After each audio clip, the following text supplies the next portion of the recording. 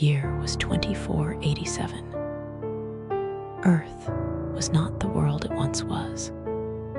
Cities lay buried beneath ash and rubble. Oceans had shrunk into toxic pits, and skies burned crimson under the glare of 3 artificial suns, remnants of the orbital solar grid that once powered the world before it collapsed. The apocalypse hadn't come from nuclear fire or an alien invasion. It had come from within. Humanity, in a desperate attempt to adapt to an increasingly hostile planet, unleashed the Genesis strain, a genetic modification virus that promised evolution. The first recipients gained enhanced strength, rapid regeneration, and immunity to environmental extremes. But within a generation, the virus mutated. What followed was not evolution, but chaos.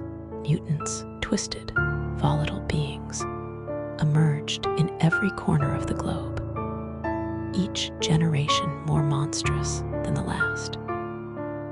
Civilization fell.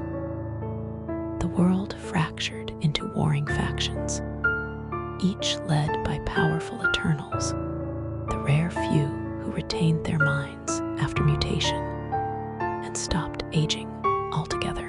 Among them, 2 names became legend: Kale Ravix, the Crimson Warlord, and Selene Vire, the Silver Phoenix, once lovers, now enemies. Kale stood atop a ruined skyscraper, eyes scanning the deadlands, his armor scavenged from old-world tech and laced with glowing crimson veins, hummed with dormant energy. His face bore the scars of hundreds of battles, and his right arm was no longer flesh, but forged from living metal, a side effect of overexposure to Genesis. Below him, his army known as the Red Howl prepared for war. Hundreds of mutant warriors roared with anticipation. They were heading west toward Haven 7, the last known neutral zone. Selene had taken control of it. She was the only one who could match Kale in strength and in pain. Selene walked through the gardens of Haven 7, her white coat trailing behind her, the edges dirtied with ash. Her mutation had stabilized years ago, her body capable of healing faster than thought, her senses tuned to every ripple in the air. But it was her mind that made her formidable.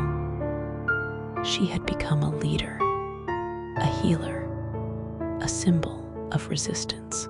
Kale marches, said a young scout, panting from the journey. Thousands. They'll reach us in 4 days. Selene closed her eyes. He finally broke the truce, she murmured. Beside her stood Lyra, a young tech mutant gifted with neural interface abilities. We can evacuate the non-combatants to the Crystal Zone. No, Selene said. We hold. We face him. Lyra hesitated. You still love him, don't you? Selene didn't answer. Years ago, before the world crumbled, Kale and Selene had fought side by side. He was a soldier.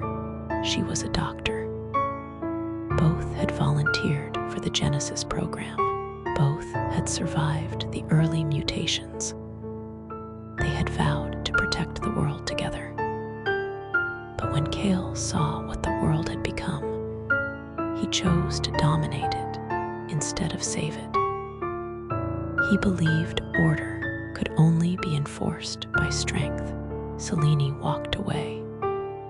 Kale never forgave her for that. Now, they would meet again, not as lovers, but as leaders of their species. Kale's forces stormed the outer walls of Haven 7 with sonic cannons and Bioshock troopers.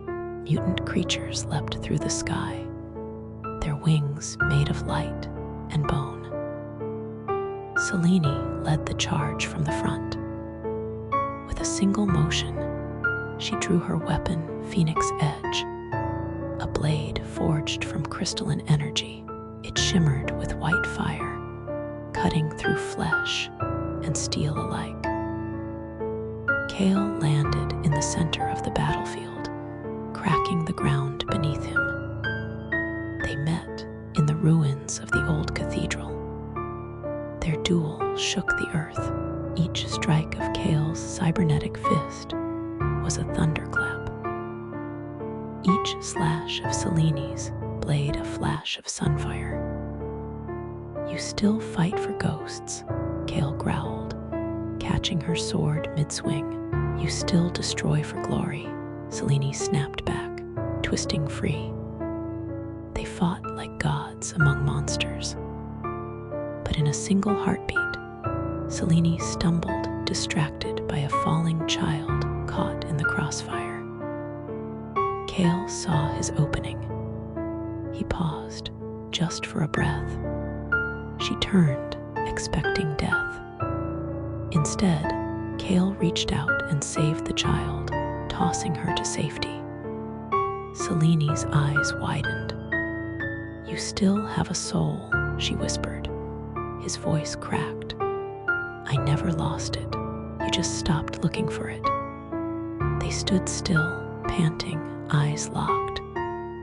Around them, the battle raged, but something shifted. Mutants stopped. Soldiers froze. They were watching something ancient, something holy. Kale lowered his weapon. Selene dropped her blade. And then, an explosion rocked the sky. From the clouds descended a dread crawler, a massive biomechanical horror created by a rogue Eternal named Morvac, who believed in total extinction of mutants, of humans, of everything. The crawler landed, crushing dozens beneath it.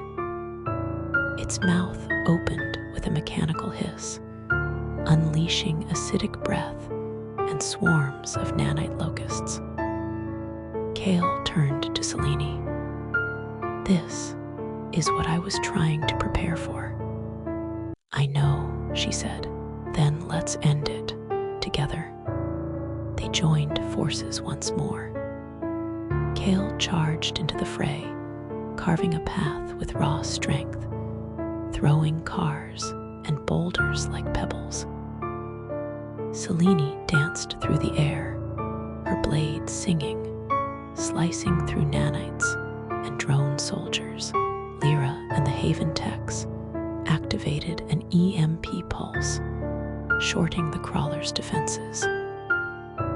Kale leapt onto its back, ripping through its armor. Selene followed, driving Phoenix Edge into the core. The crawler screamed, then exploded in a blinding burst of light. When the smoke cleared, they stood together, covered in blood and fire. Alive. Weeks passed. The battle had changed everything. The Red Howl disbanded. Haven 7 became a beacon for peace talks. The Eternals met for the first time in decades, not to fight, but to speak. Kale and Selene sat together on the edge of the rebuilt wall. "So," he said, "we're not killing each other anymore." Temporarily, she smiled. He looked at her, serious now. "Do you think we can ever fix this world?" She leaned against him. "Not by ruling it, not by burning it, but maybe by walking through it, step by step." He turned to her. "I missed you." She touched his cheek. "I never stopped loving you." They kissed, not as weapons, not as leaders, but as Kale and Selene. The mutants called it the Day of Rebirth. And though the scars of the apocalypse still marked the land, one truth had risen from the ashes. Love could survive mutation. Hope could outlive war. And peace was worth the eternal battle.